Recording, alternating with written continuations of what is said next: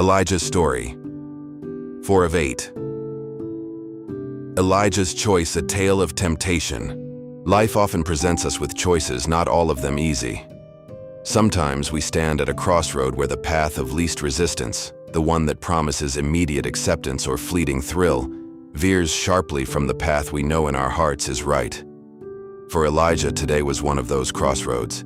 His friends were buzzing with an idea, an adventure that felt exciting, daring, but also deeply wrong. A small voice inside him cautioned, but the laughter and persuasive glances of his peers were loud, almost deafening. He felt the pull of temptation, a subtle current tugging him towards a decision he knew he'd regret. Yet the fear of standing alone, of being different, made the right choice feel impossibly difficult. The pressure mounted, creating a knot in Elijah's stomach. The easy path beckoned, but his conscience, that quiet moral guide, was screaming for attention. In moments like these, when the world's clamor threatened to drown out his inner truth, Elijah knew where to turn. He sought the counsel of his oldest, wisest friend, the ancient book. Its pages held not just stories, but keys to understanding the human spirit, a timeless source of strength for moments just like this. He hoped it would offer him clarity, a reminder of what truly mattered beyond the fleeting approval of others.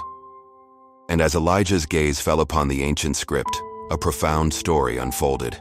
The account of Jesus in the wilderness. 40 days and 40 nights, alone in the barren desert, fasting, preparing for his divine mission. And there, in his most vulnerable state, he was confronted by temptation itself. The tempter came, whispering promises of power, comfort, and glory. "If you are the Son of God, tell these stones to become bread," he hissed, appealing to physical hunger. But Jesus replied with steadfast conviction, "It is written, man shall not live on bread alone, but on every word that comes from the mouth of God." Then came the temptation of power and fame. The tempter showed him all the kingdoms of the world, offering them to him if he would bow down. Again, Jesus stood firm. "Away from me, Satan, for it is written, worship the Lord your God and serve him only." Finally, a test of faith, a dare to prove his divinity by jumping from the highest point of the temple. But Jesus, unwavering, responded, "It is also written, do not put the Lord your God to the test."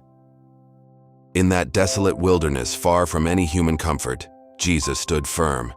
He faced the most profound temptations, not with physical might, but with an unshakable faith and an absolute reliance on God's word.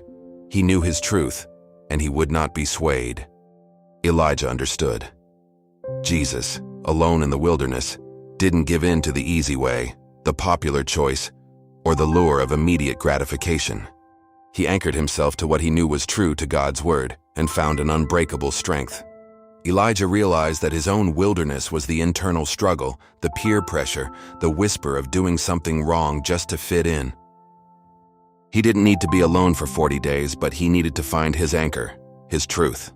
The story showed him that real strength wasn't in going along with the crowd, but in having the courage to stand firm, to say no, to honor the convictions whispering in his heart.